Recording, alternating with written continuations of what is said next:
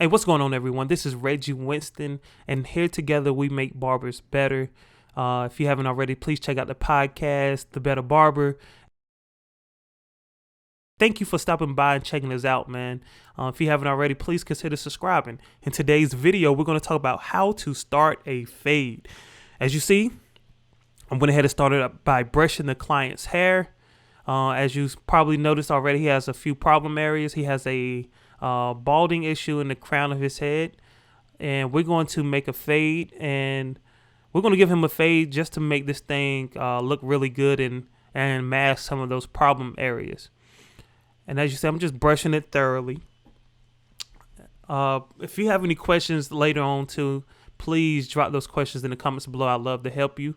Here I'll grab the pencil. I'm just trying to help you guys understand my train of thought when I'm referencing places and locations for my fades, all right? So I'm going to use this chalk line. This is not where his hairline should be, or will be. This is where I'm just trying to frame the shape of his head and his shape of his hair, right? Because what I'm going to do is use this pencil and show you where I think the line should be for 3 different fades. This pencil is a really good tool to use. You can buy it like $2 at your local beauty supply store. I don't like to leave a client with this pencil on their head. Here's where I think the fade should start. We're doing a medium bald stretch fade. This is where I would put it if I was doing a high fade. And this is where I would put it if I was doing a low fade. But like I said, we're going to go with the medium. You see that number 3 I drew in there, but then I threw the lines just for references, right? And I call the vertical line the chair leg.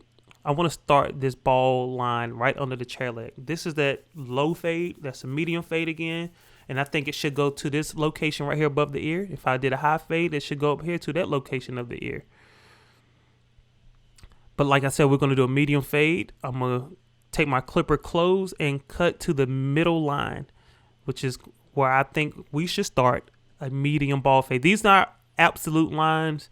Every client head is different. The length of the vertical line, which I call the chair legs, is different. You should just have to take those things into account. I'm going to start, like I said, clipper close. This is a fade blade. And I'm going to go to where I drew that reference point, and I'm going to follow it all the way back to where I drew the other reference point above the ear. And I'm going to try to make my line clean as possible, no jaggedness. You don't want to put down a foundation of a house and everything is jagged and jacked up. Even around to the other side, my reference points have to match. Now I teach start in the front, cut through the hairline, and cut all the way around in one direction, and then come back and do your second pass. Right now, kind of just trying to make sure things are clean for video purposes, and I can't move them around because of video purposes. I like to move around the haircut a little bit, but yeah, we're cleaning it up. I'm going all the way down to the bottom of the neck. I'm coming up and putting my line in where it should be. As you see, there's a slight curve. It's kind of like a drop fade, but not really. I just want to make sure I want to make it look good for this client's head shape. So I'm going to spin this thing around. As you see, I'm starting around. I'm going to go ahead and hit the front of it and marry the lines in the back. I already know my reference point should be in the front, and let's just go ahead and marry this thing to the back. As you see, my client does have that challenge in the crown, and we're going to do this fade, man. It's going to mask all of that. He originally wanted even Steven, but I felt like a bald fade would allow him to have a haircut longer and less visits to the barbershop. I do like seeing my customers, but I want to help them also save some money and have a longer lasting haircut. So yeah, I'm cleaning up everything with a clipper close. I'm going to come back with a trimmer blade on my detachables and then clean up the bottom. But that's that clipper close right there, y'all. I went down to the middle of the ear in front of his face where the sideburns are, and it even started that taper there into the beard.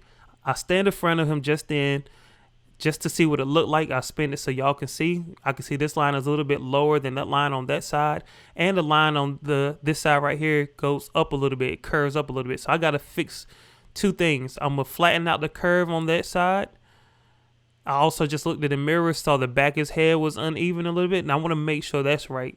You got to make a house on solid foundation, not on lopsided foundation. You build a house on solid, even foundation, and that's how you do your fades as well. Build it on an even foundation. So I'm gonna take that curve out a little bit and flatten it out on this side I'm working on currently. Then I'm gonna spin the chair around and make this other side curve a little bit. I'm just checking the mirror again, just trying to make sure things look good. The mirror is your best friend at the barbershop. The mirror tells you everything they need to see.